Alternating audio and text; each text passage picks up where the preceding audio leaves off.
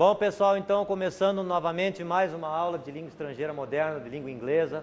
Então, vamos dar uma olhada aqui mais uma questão do Enem.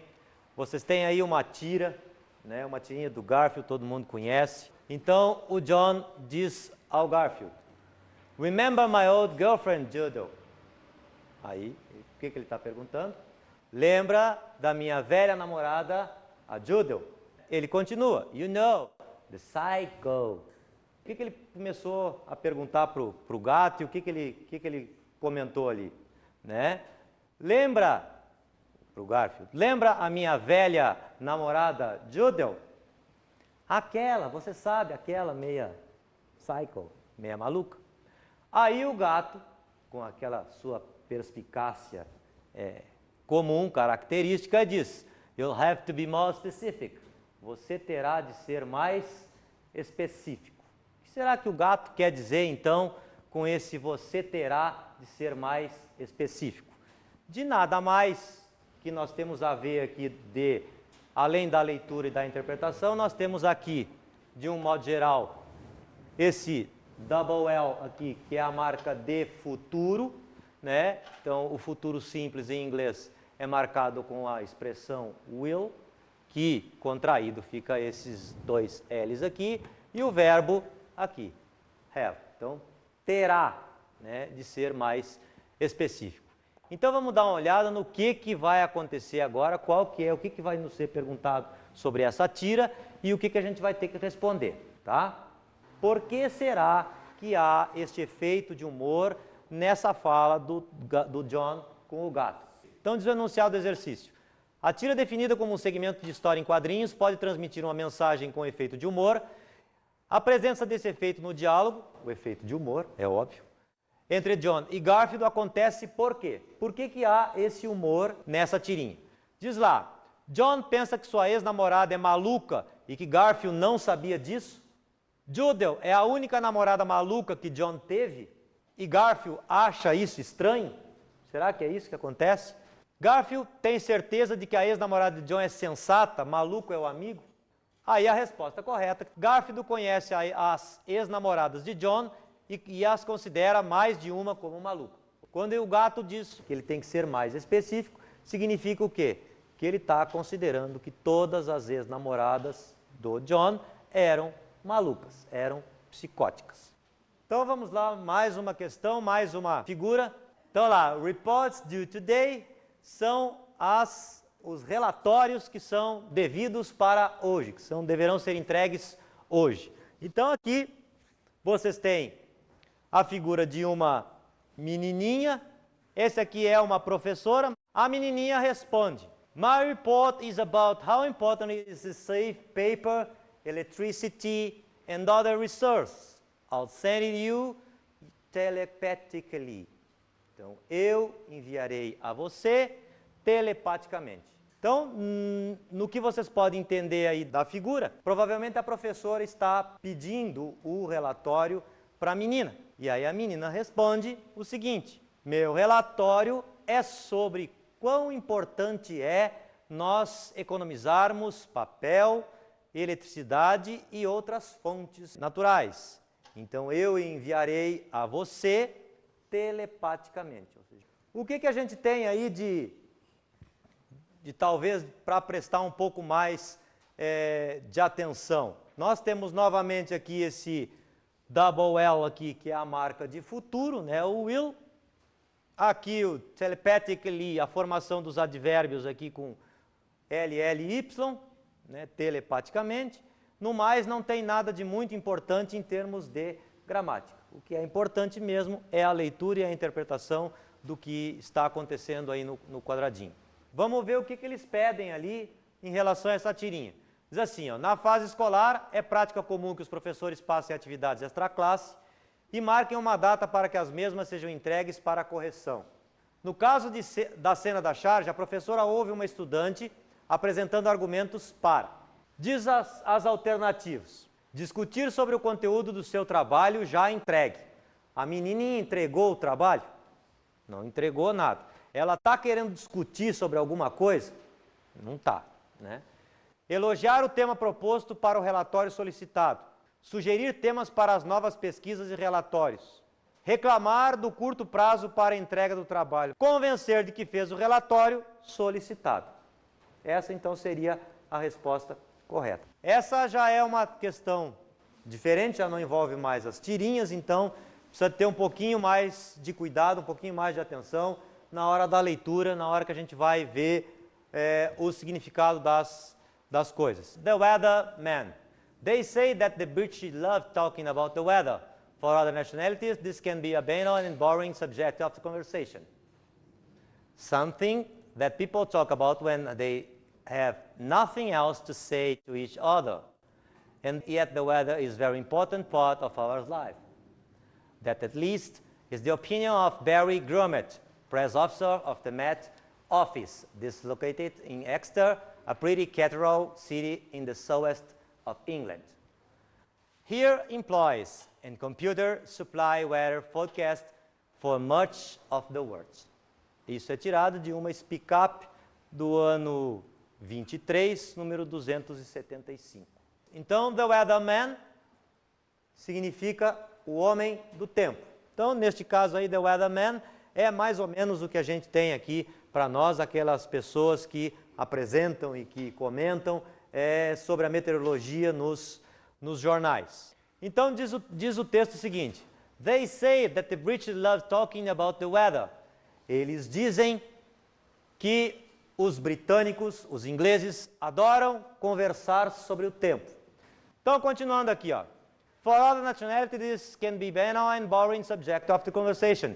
Para outras nacionalidades, isto pode ser banal e chato, enjoativo, ou seja, conversar sobre o tempo, sobre o clima, pode ser um assunto bem sem graça. Algumas pessoas conversam sobre o tempo quando não tem nada a dizer umas para as outras. É claro que o tempo é muito importante para nós e faz parte de nossas vidas.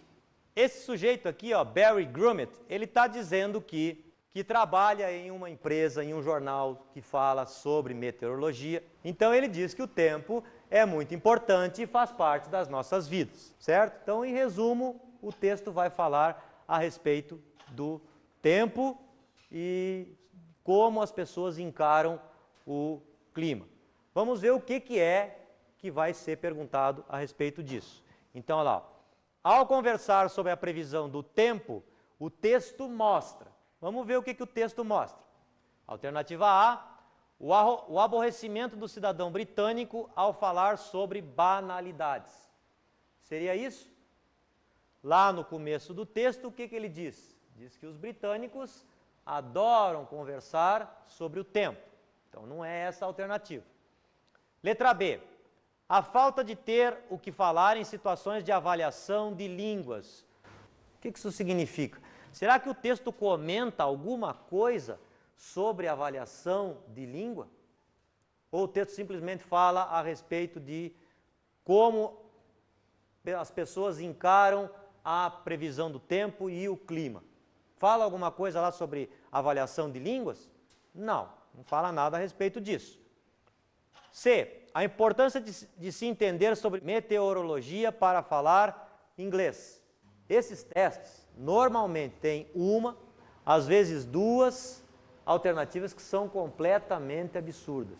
Essa é um desses exemplos. A letra D. As diferenças e as particularidades culturais no uso de uma língua. Será que é isso que está sendo mostrado no texto? No texto vai falar especificamente sobre meteorologia, ou ele está mostrando duas formas diferentes, de duas culturas diferentes de encarar o clima? E depois ele diz que em outras nacionalidades, e aí por extensão outras culturas, isso é um assunto chato, é um assunto enfadonho, e as pessoas só usam esse tipo de conversa para puxar assunto quando não tem nada o que fazer. Tá? Então essa letra D seria a resposta mais adequada. Vejamos a E então. O conflito entre diferentes ideias e opiniões ao se comunicar em inglês. Se tivesse parado aqui, ó, o conflito entre diferentes ideias e opiniões a respeito do clima, estaria bom, né? Mas o problema é que ele foi complicar aqui, ó, ao se comunicar em inglês. Ao se comunicar em inglês, ao se comunicar em francês, ao se comunicar em língua portuguesa, em árabe. Então, é óbvio que o conflito entre diferentes ideias e opiniões vai acontecer quando você se comunica em qualquer língua. Entenderam esse teste? Acharam ele complicado? Ele não tem muito do que vocês possam pensar assim de complicação em termos de gramática. O mais mesmo é você focar na interpretação, na leitura e se focar mais em aquisição de vocabulário. Tá? Isso é o mais importante, tanto para o Enem quanto para o vestibular, é a aquisição de vocabulário. Quanto maior for o teu vocabulário, melhor será a tua leitura e a tua interpretação. Professor, eu queria saber que tipo de texto normalmente cai no Enem, se são textos jornalísticos, tiras, poemas e se a interpretação vai ser sempre a mesma.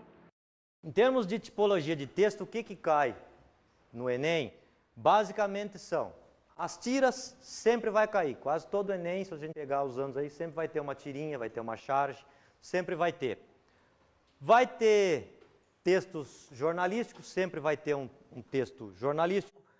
Não terão textos científicos, pelo menos aqueles muito aprofundados, aqueles com muitos termos técnicos, mesmo porque não é função do Enem separar os alunos a esse ponto, né? Então vai ter alguns textos um tanto quanto mais científicos, mas não muito profundos. Aí pode ser que apareça pequenas histórias, pequenas narrativas, mas de um modo geral são textos, como vocês puderam ver aqui, são tiras, são textos de revistas, são textos de jornais, né? De um modo geral, isso é o que cai, né? Vez por outra pode aparecer, não é muito comum, mas pode aparecer gráficos, interpretação de gráficos. E o que você precisa saber para tentar resolver essas questões é, como eu já tinha falado, né? É ter um bom vocabulário, né? Porque sem o bom vocabulário você não vai a lugar nenhum, em nenhuma língua, inclusive nem na nossa língua materna. E aí tentar, através das alternativas, chegar a um senso comum do que está sendo pedido. E aí tentar resolver, buscar no texto a resposta. Tá? Mas a melhor dica mesmo é tentar ler o texto, tentar ver se consegue entender. Se por tudo não conseguir entender dessa forma, fazendo a primeira leitura, aí parte para as alternativas, então tenta buscar a resposta da alternativa dentro do texto, faz o serviço inverso. Tá? Então eu acho que é isso, eu acho que isso responde a tua pergunta. Bom pessoal, então eu queria desejar a todos vocês uma boa sorte, que todos vocês façam uma boa prova.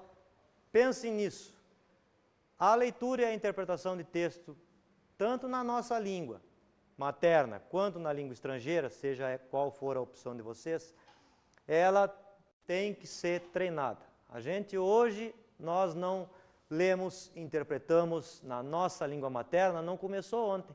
A gente vem trabalhando essa língua desde que nós praticamente começamos a falar. A língua estrangeira vai ser da mesma forma. Então a gente vai ter que ir trabalhando isso, até que a gente consiga um domínio de vocabulário e de compreensão legal.